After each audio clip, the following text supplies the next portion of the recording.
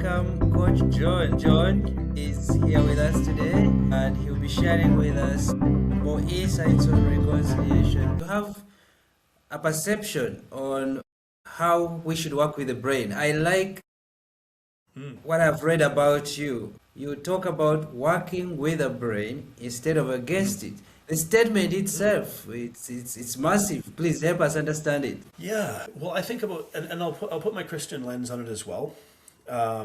Let's say I was raised in, I'll call it like a fairly fundamentalist Christian group, and as such, there's a lot of shame around sin and struggle.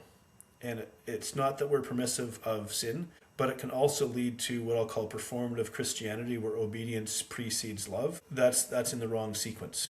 Because Jesus said, if you love me, you'll keep my commandments. Don't keep my commandments to show me that you love me. That's a small but significant distinction. And so our brain is wired in a certain way, whether it's for survival, it's wired for keeping things consistent and keeping us safe. And so a lot of times when we struggle with something like sin, we may look at our behaviors in a certain way and say, I am a terrible person for having this struggle, when in fact, we're just behaving in a way that's consistent with how our brain actually works.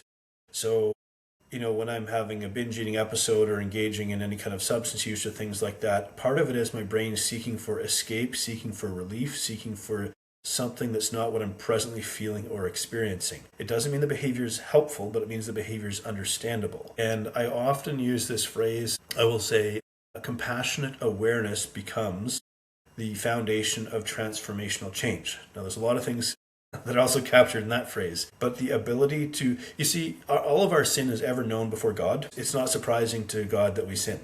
God understands us as our creator. But we struggle with the shame of our sin because we realize it creates separation between us and God. But we're prone to it because of how we're created. And so that in itself creates a need of God. If we can let go of the shame and the stories that tell us how horrible and worthless we are, and recognize that we're actually very precious to God, in that we can bring our sin to him and say, hey, I'm struggling, I need help. And it's almost like God would say, yes, I know, and I understand. I think about Jesus, who sits at God's right hand as our advocate and our intercessor, saying, I lived as a man, I lived the struggles, I understand the struggles. He didn't say to people, keep doing the thing that's hurting you, but rather he said, let me help you, because your struggles make sense. I'll use one example from the Bible. The woman who was caught in adultery and had multiple husbands and partners, worthy of death under the old law, but Jesus could look into her heart and say, I know why you're doing what you're doing. You are looking for something you cannot find in those patterns of behavior. He didn't use those words, of course, I'm paraphrasing. But he could say, I know why you're doing what you're doing, and it's not because you're a terrible human being. It's because you're in struggle and you're trying to solve a problem, you're trying to meet a need that cannot be met by what you're doing. And that's when he would say, I will give you water to drink, that if you drink this water, you'll never thirst again. I will give something that satisfies the need you're trying to fulfill through those behaviors that can't. When you use that analysis, you might be helping us find one reason why people know there is God, but they don't want to walk with him. A problem that you've already solved. And now I'm beginning to think, do we have a particular laziness in our brain that just refuses to explore more of God? Why do you think some people want just to belong and don't want to take a closer walk with God? I would say, it's funny, I very rarely use the word lazy because I have this expression. So just to quickly give people an understanding, in my professional work, I'm a health coach, I'll call it a systems integration coach, which sounds very buzzwordy, but essentially I combine things like fitness, nutrition, sleep, stress management, nervous system health, psychology and neuroscience. I combine all these different elements together to help people live healthier lives as a whole. And when relevant, when someone's open to it, we may also talk about Christian principles as well. It's only ever if the door opens for that. I don't, but anyways, so I have a very, very strong understanding of human physiology in multiple domains as well. And that sort of informs the work. Now, the reason for that backstory is a lot of times what we might describe as lazy, I would describe as weariness. So there's a certain expectation that we should behave in a certain way, and we have difficulty accepting time and a place for rest. I feel like when someone is well rested and when they have purpose in their lives, so they're not going to be lazy, but they're going to tend to want to engage in something meaningful or purposeful. But when we think about God, when we think about death, when we think about life, when we think about eternity, when we think about the infinite, omniscient, omnipotent God, that can be a terrifying thing to consider. And so in that, we have kind of two choices. We can shrink away in fear. We can, in a sense, keep ourselves at a, might I say, a safe distance from God because we're scared of trying to acknowledge, and really we can't, of course, in our human brain actually comprehend the fullness of God. But we're going to create distance between us and God, not necessarily because we are, again, trying to be defiant, but we're actually terrified by the reality of it. And one of the things I've, especially in recent years in my Christian journey, I've thought, I would like to get to the place where I'm not afraid of death. Now, this doesn't mean that we don't maintain a survival instinct. Of course, God has given us that.